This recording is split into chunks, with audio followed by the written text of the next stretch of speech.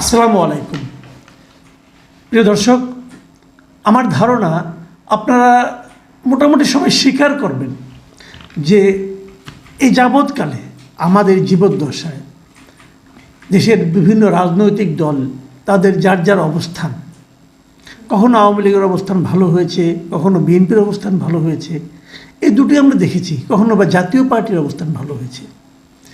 কিন্তু আমি মনে করি যে জামাতে ইসলাম নামে যে দলটা আছে, সেই দলটার সবচেয়ে ভালো সময় আমার বিবেচনায় এখন চলছে। এতটা ভালো অবস্থানে তারা কখনোই ছিল না। কেউ কেউ হয়তো বলবেন, কেন 2001-এ যখন বিএনপি ক্ষমতায় গেল তখন তো জামাতের দুজন মন্ত্রীও ছিল, তারা ক্ষমতার শেয়ারে ছিল, ক্ষমতার তারা ছিটে ফোটা স্পর্শ পেয়েছে। কিন্তু তারা এককভাবে ক্ষমতায় যেতে পারবে অথবা যারা ক্ষমতায় যাবে তাদের মধ্যে প্রধান দল হিসেবে জামাত থাকবে, যে জোটের মাধ্যমে যারা যাবে ক্ষমতায়, সেই জোটের প্রধান দল হিসেবে জামাত থাকবে, এমন কোনো সম্ভাবনা আমি অন্ততপক্ষে আমার জীবিতকালে দেখিনি। কিন্তু তেমনই একটা সম্ভাবনা এই সময়ে কেন যেন অনেকে ভাবছেন যে বোধহয় জামাত পেয়েছে। তো জামাত এই সুযোগটা সদ্ব্যবহার কি আদৌ করবে? করলে কিভাবে করবে? জামাত আগে যতবার যেভাবে ছিল, জামাত কিন্তু দাপটের সঙ্গে ছিল। আমি মনে করি জিয়াউর রহমান যখন ক্ষমতা নিলেন তারপরের থেকেই জামাত ধীরে ধীরে কিন্তু নিজেদের মতো করে দাপটের সঙ্গেই তারা রাজনীতি করতে পেরেছে, তারা স্বাধীনভাবে রাজনীতি করতে পেরেছে, কিন্তু কখনোই ক্ষমতায় যাওয়ার মতো সম্ভাবনা তৈরি করতে পারেনি। এখন পারল কেন?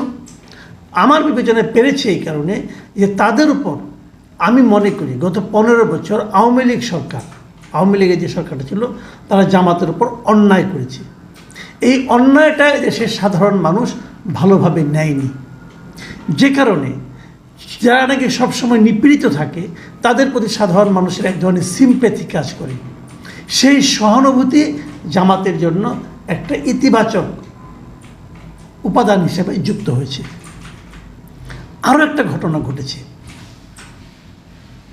সে ঘটনাটা হলো যে জামাত এই সময়টাতে নিজেদেরকে নানাভাবে, যেহেতু তাদের প্রকাশ্য রাজনীতি করার অতটা সুযোগ সুবিধা ছিল না, তারা নিজেদের মতো করে তাদের দলটাকে গুছিয়ে নিতে পেরেছে।